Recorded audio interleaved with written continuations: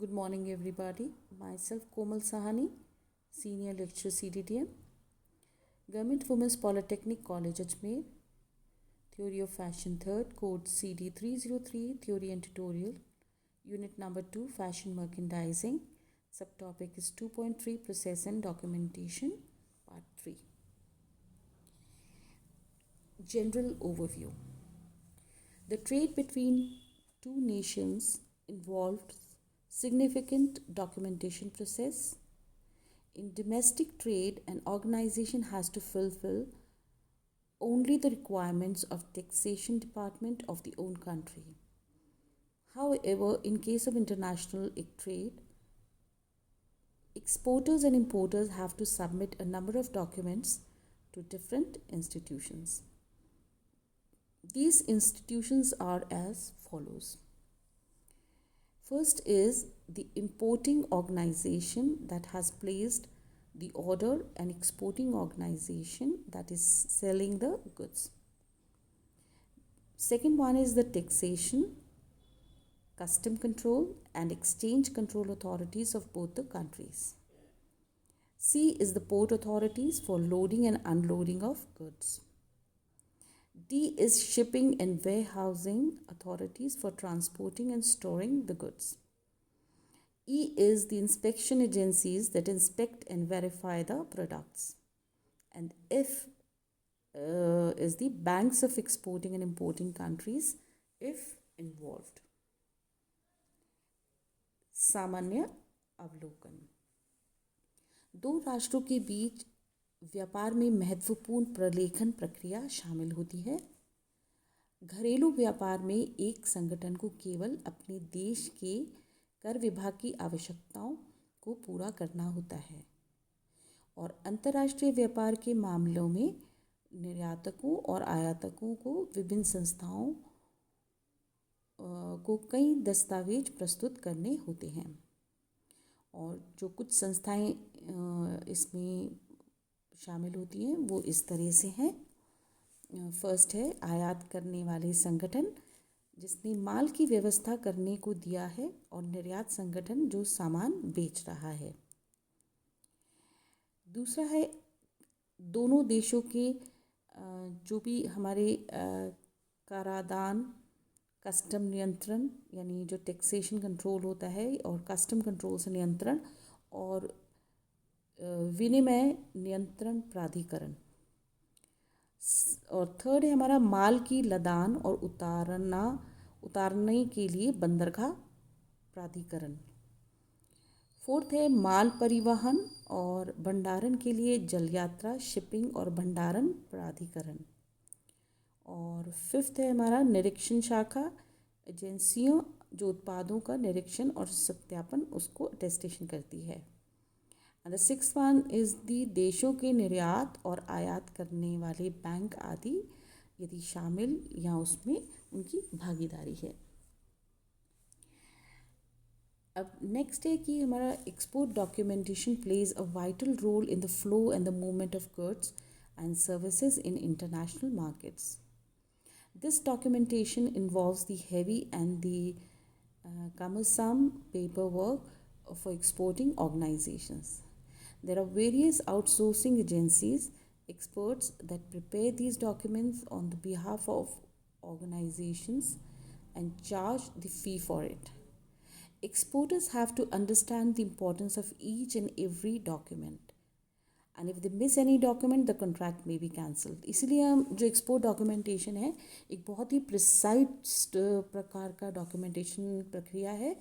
और अगर हम एक भी डॉक्यूमेंट मिस कर देते हैं तो ये कॉन्ट्रैक्ट्स जो होते हैं एक्सपोर्ट के वो कैंसल्स भी हो जाते हैं. तो इस टॉपिक को पढ़ने के लिए हमें बहुत ही ध्यानपूर्वक पढ़ना होगा कि ये प्रक्रिया किस प्रकार से पूर्ण की जाती है. The export documentations can be classified into 4 types as shown in the figure, which is depicted in the next slide. And these documents is as follows. The first one is the regulatory documents, which refer to the pre-shipment documents prescribed by the exporting countries. And the compliances of these documents is mandatory for an export contract. And the second one is the commercial documents, which refer to those documents that are important for transferring the ownership from the exporter to the importer. These documents are necessary to meet the rules of the export trade. अब हम इसको हिंदी में ज़रा समझने का प्रयास करेंगे। निर्यात प्रलेखन अंतर्राष्ट्रीय बाज़ारों में माल और सेवाओं के प्रवाह और आंदोलन में एक महत्वपूर्ण भूमिका निभाता है।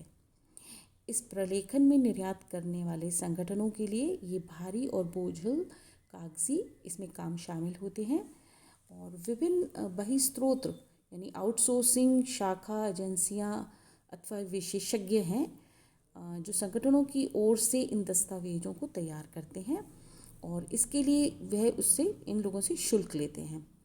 निर्यात शाखाओं को प्रत्येक दस्तावेज के महत्व को बहुत ही अधिक समझना होगा। यदि वे किसी भी दस्तावेज को तैयार करने में अगर विफल होते हैं तो अनुबंध रद्द किया जा सकता है। निर्यात दस्तावेजों को 4 प्रकारों में वर्गीकृत किया जा सकता है, जैसे कि चित्र में दिखाया गया है, जो हम अपनी नेक्स्ट स्लाइड में आपको दिखाएंगे। और ये दस्तावेज इस प्रकार से है। पहला है हमारा नियामक दस्तावेज, जिसे हम रेगुलेटरी डॉक्यूमेंट्स भी कहते हैं। निर्यातक देश द्वारा पूर्व शिपमेंट वाले ये दस्तावेज होते हैं और इनको हम संदर्भित करते हैं। निर्यात अनुबंध के लिए इन दस्तावेजों का अनुपालन करना बहुत ही अनिवार्य होता है। फिर है हमारा दूसरा है वाणिज्यिक दस्तावेज, जिसे हम कमर्शियल डॉक्यूमेंट्स बोलते हैं। उन दस्तावेजों का संदर्भ है जो निर्यातक से आयातक को स्वामित्व स्थानांतरित करने के लिए बहुत ही महत्वपूर्ण होते हैं और निर्यात व्यापार के नियमों को पूरा करने के लिए ये दस्तावेज आवश्यक है। यहाँ पे हम स्लाइड में ये देख सकते हैं कि एक्सपोर्ट डॉक्यूमेंटेशंस में यहाँ पे रेगुलेटरी डॉक्यूमेंट्स हैं, एक्सपोर्ट असिस्टेंट डॉक्यूमेंट्स हैं और document prescribed by importers countries and the commercial documents हैं। अब हम आएंगे एक्सपोर्ट असिस्टेंस डॉक्यूमेंट पे। This is the third types of documents हैं। Involve those documents that are required for getting the government assistance such as subsidies.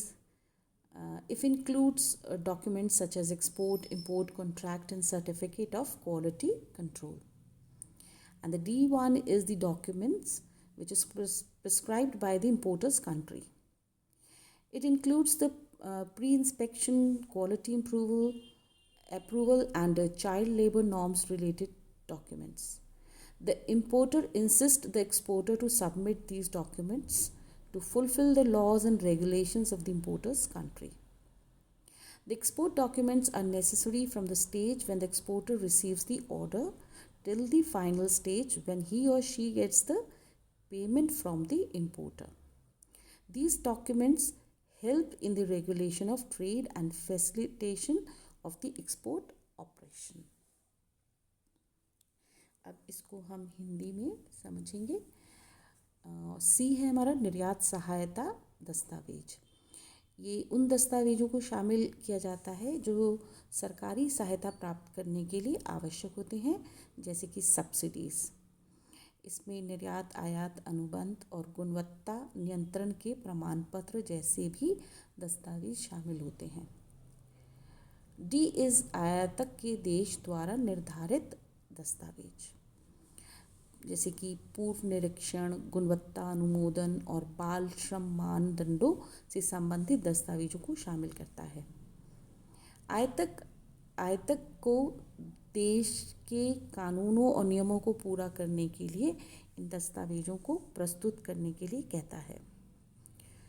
और निर्यात दस्तावेज उस अवस्था से आवश्यक होते हैं जब निर्यातक अंतिम चरण तक आदेश प्राप्त करता है, जब वे आयातक से भुगतान प्राप्त करता है। ये दस्तावेज व्यापार के नियमन और निर्यात संचालन की सुविधा में मदद करते हैं। Thank you.